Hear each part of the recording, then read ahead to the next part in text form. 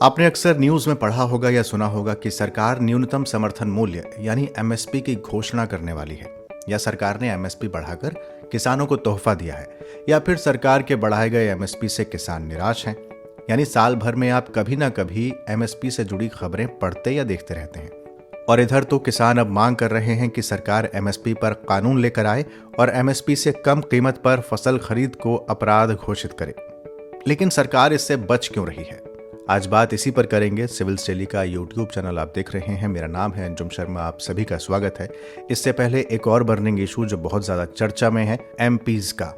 MSP पर तो बात होगी, लेकिन एमपीज़ के सस्पेंशन को लेकर मैंने कल एक एक्सप्लेनर बनाया था। अगर आपने अभी तक नहीं देखा कि क्यों सांसदों का होता है निलंबन और क्या क्या है उसकी प्रक्रिया, तो आप उसे प्लेलिस्ट में जाकर ज़रूर देख सकते हैं। आइए शुरुआत करते हैं एमपीज़ से। अब सीधे एमएसपी पर आते हैं। एमएसपी को हिंदी में कहते हैं न्यूनतम समर्थन मूल्य, और अंग्रेजी में इसका फुल फॉर्म है मिनिमम सपोर्ट प्राइस। एमएसपी एक एक्रोनिम है। जैसा कि नाम से पता चल रहा है, ये किसानों को दिया जाने वाले मूल्य के रूप में एक सपोर्ट है, समर्थन है। सपोर्ट इसलिए कि किसान जब फसल बोता है तो बहुत सी चिंताओं से घिर जाता है। उसे चिंता रहती है कि उसे फसल का लागत मूल्य यानी कॉस्ट प्राइस मिल भी पाएगा या नहीं।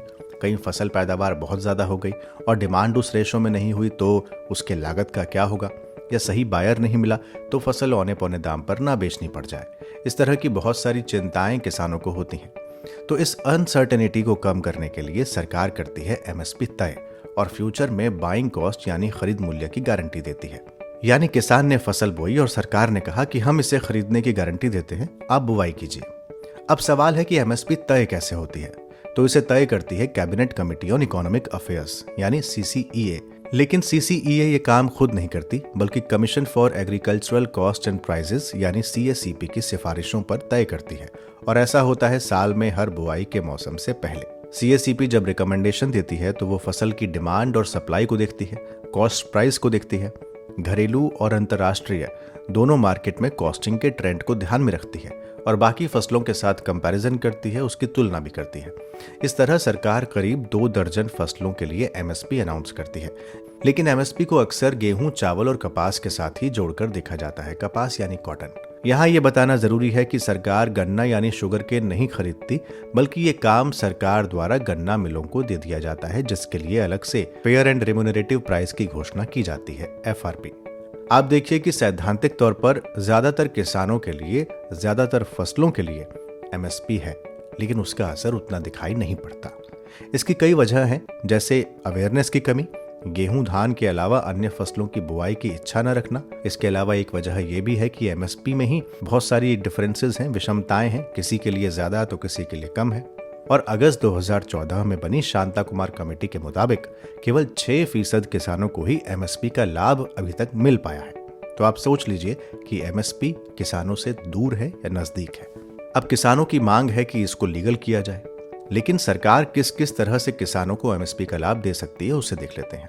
पहला, सरकार प्राइवेट कंपनियों पर ही दबाव बना सकती है कि वे फसलों को एमएसपी पर खरीदें, जैसे गन्ने के लिए होता है।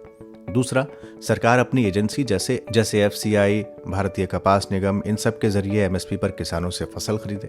तीसरा, जितना घाटा हो वो सरकार किसानों को दे दे, ना वो खुद खरीदे, ना प्राइवेट कंपनियों पर ऐसा करने के लिए दबाव बनाए।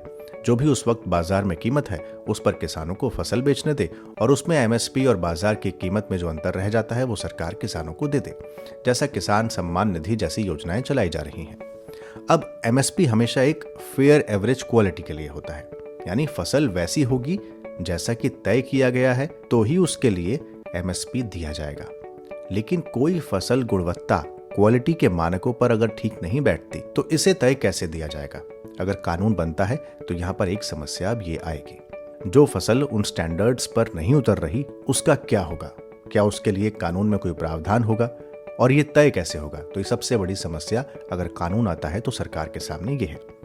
दूसरा, सरकार को कई कमेटियों ने सिफारिश दी है कि गेहूं और धान की खरीद सरकार को कम करनी चाहिए। सरकार इस उद्देश्य से अब काम भी कर रही है। आने वाले दिनों में शायद ये खरीद कम भी हो। अब ये डर किसानों के भीतर है। अब अगर कानून आता है तो इस भय से भी मुक्ति मिलेगी। भविष्य में सरकारें अगर कम खरीदेंगी तो जाहिर है किसान निजी कंपनियों को फसल बेचेंगे। निजी कंपनियां चाहेंगी कि वो एमएसपी से कम पर खरीदें ताकि उनका मुनाफा बढ़ सके। इसे कैसे रोका जाएगा, निजी कंपनियों पर कैसे लगाम कसी जाएगी, ये भी एक देखने वाली बात होगी। इसके अलावा सेंटर केवल स्टेट को सजेस्ट कर सकता है एमएसपी रेट की गारंटी के लिए, दबाव नहीं डाल सकता। हमारे सामने 2 ऐसे उदाहरण हैं जो असफल हुए हैं। पहला शुगर एफआरपी। शुगर सेक्टर में आपने देखा प्राइवेट मिल को मैंडेटरी किया गया कि वो फार्मर से शुगर केन खरीदें उस प्राइस पर जो सरकार ने तय किया है, लेकिन सरप्लस स्टॉक ज्यादा हुआ, लिक्विडिटी कम हुई, मिलें किसानों को पैसा देने में नाकामयाब रही, नतीजतन बहुत सारी मिल बंद हो गई। इस तरह के उदाहरण हमारे सामने हैं। तो कानून लाने की जब बात हो रही है तो ऐसी बहुत सारी समस्याएं अब सामने आती दिखाई दे रही हैं। वैसे एमएसपी की ट्रांसपेरेंसी पर सीएजी भी पहले सवाल उठा चुका है। सीएजी का कहना है कि ये एक चुनावी हथियार है और बहुत सब्जेक्टिव तरीके से इसके प्राइस का निर्धारण किया जाता है। इसकी जगह यदि हम सोशल और पर्सनल बेनिफिट के आधार पर एमएसपी तय करेंगे तो ज्यादा बेहतर होगा। सोशल और पर्सनल बेनिफिट का मतलब ये होगा कि ये देखना चाहिए कि फसल से मिट्टी की जो उर्वरक क्षमता है वो कम नष्ट होती है, पानी का उपयोग कम होता है और आपके एनवायरनमेंट को लाभ ज्यादा से ज्यादा मिलता है। इस आधार पर अगर एमएसपी तय होगी तो एक सस्टेनेबल डेवलपमेंट की ओर हम लोग बढ़ सकेंगे। दूसरी आलोचना इसके भंडारण को लेकर होती है, स्टोरेज को लेकर। एमएसपी की गारंटी खरीद में सरकार खरीद की मात्रा तय नहीं कर सकी, किसान जितना बेचे सरकार को खरीदना पड़ता है। तीसरा है एमएसपी की वजह से मार्केट कॉस्ट पर प्रभाव पड़ना शुरू हो गया। एमएसपी मार्केट कॉस्ट से हमेशा नीचे रहता है। फर्ज कीजिए किसी फसल का मार्केट प्राइस अगर 1500 रुपए प्रति क्विंटल है तो एमएसपी निर्धारित हुई 1200 रुपए प्रति क्विंटल। लेकिन धीरे धीरे ये पिरामिड उलटता चला गया। अब बाजार मूल्य एमएसपी से तय होने लगे कि जितना एमएसपी होगा उससे थोड़ा सा ही अधिक हम मार्केट प्राइस रखेंगे। इसलिए साल 2015 में नीति आयोग ने एमएसपी पर कुछ सवाल खड़े किए थे और उसकी जगह एक नए प्लान लाने की बात कही थी। तो कुल मिलाकर अगर आप देखें तो एमएसपी के अपने लाभ भी हैं और इसे ठीक तरह से इंप्लीमेंट न करने की वजह से इसके नुकसान भी हैं। अब कानून आएगा या नहीं आएगा, किसानों की मांग रहेगी या इसमें कुछ बदलाव होंगे, ये सब तो अब देखने वाली बात होगी। लेकिन इतना जरूर है कि किसानों को चिंताओं से मुक्त करने के लिए सरकार जो समर्थन देती है उसमें एमएसपी ने एक बड़ी भूमिका अदा की है। तो ये थी बात एमएसपी की, एमएसपी से जुड़े कुछ मसलों की। आपको ये प्रोग्राम कैसा लग रहा है कमेंट बॉक्स में मुझे ये जानकारी जरूर दें। इस तरह के और भी प्रोग्राम आप यहाँ पर सुन सकते हैं। अगर आपको सिविल्स डेली के 1-on-1 मेंटरिंग लेनी हो तो डिस्क्रिप्शन बॉक्स में दिए गए लिंक पर क्लिक करके ऐसा किया जा सकता है।